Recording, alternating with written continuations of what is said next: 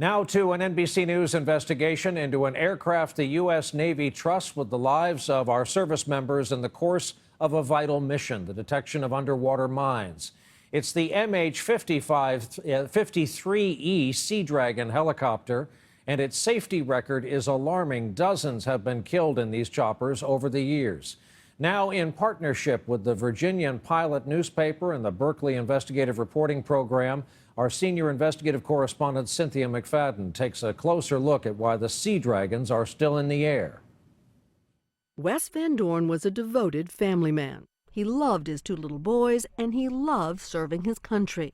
The 29-year-old lieutenant was a highly regarded naval aviator, pilot of an MH-53E Sea Dragon, the Navy's largest, oldest, and most dangerous helicopter. I think that it's clear that they're unsafe. His wife, Nicole, says her husband complained to both his superiors and to her about the helicopter's safety. In fact, this is a video he shot in 2012 of a Sea Dragon that crashed in Korea. Was the Navy asking him to do something that they shouldn't have been asking him to do? I think so. They knew that these helicopters weren't safe. Well documented. Indeed it is. According to the military's own statistics, the Sea Dragon is 3 times more likely to crash than any other Navy aircraft. And an astounding 30 Navy men have died in Sea Dragon accidents. Built in the 1980s, they're still in service 15 years after the Navy started making plans to replace them. As the helicopters aged, maintenance became a big issue. And what he saw frightened Van Dorn. Just shook him to the core. He was afraid. Yes. And for good reason. Just over 1 year ago, Van Dorn's fears became a reality on a training flight off the coast of Norfolk, Virginia. Old electrical wires chafed against a worn-out fuel pipe, and within seconds, the smoke was just filling up the cabin. Dylan Boone, a young sailor on board, described the explosion. 15 seconds, I believe, was by the time that the fire erupted to the time we were crashing in the water. I know when I woke up, I was about 20, 30 feet underwater. Would you want to go up in one of those Sea Dragons again? No. Are they safe? I really can't answer that. Boone and one other man survived. Van Dorn and 2 others did not. Captain Todd Flannery was in charge of Van Dorn's Sea Dragon squadron. It's a joy to fly. He took us inside one of the huge helicopters. Were you aware that he was concerned about the safety of the helicopter? I was not.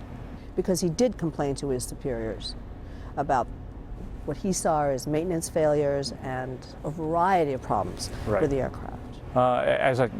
It didn't make it up to me. He would have talked to his commanding officer with that. Should you have known about his concerns? Yes, I should have.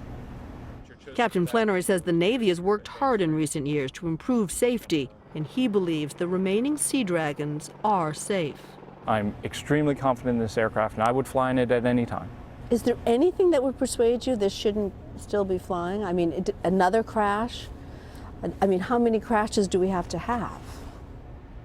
We can't have another crash. We just can't. It would be too late to be dissuaded then if we had another crash. 5 people killed in 4 crashes in the course of 2 years? Yes. Those are odds I don't think most of us would want to take. They are not good. Those numbers are not good at all. In fact, NBC News has talked to 3 other Navy air crewmen who, in the wake of the Van Dorn crash, now refuse to fly the Sea Dragons. The only reason I am sitting here is because Wes can't be sitting here, because he started something that, unfortunately, I need to finish for him. Japan has retired their similar helicopter, but to keep the Sea Dragon flying, the U.S. has been negotiating to buy their spare parts. Meanwhile, just 2 weeks ago, in another incident, a Sea Dragon was forced to land in Kuwait because of electrical sparks inside the helicopter, Brian. Powerful piece of reporting. Cynthia McFadden with us tonight. Thank you, Cynthia.